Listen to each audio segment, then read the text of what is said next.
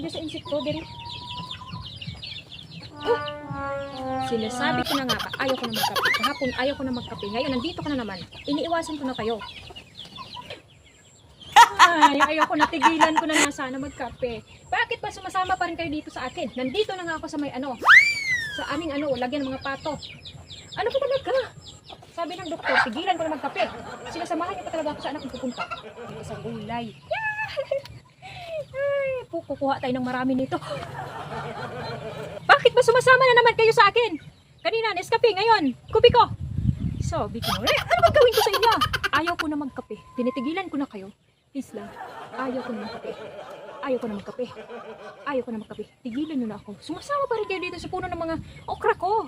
Ano bang gawin ko sa inyo? Ayaw ko na magkape. Kayo ang lumalapit sa akin. Nakainis kayo.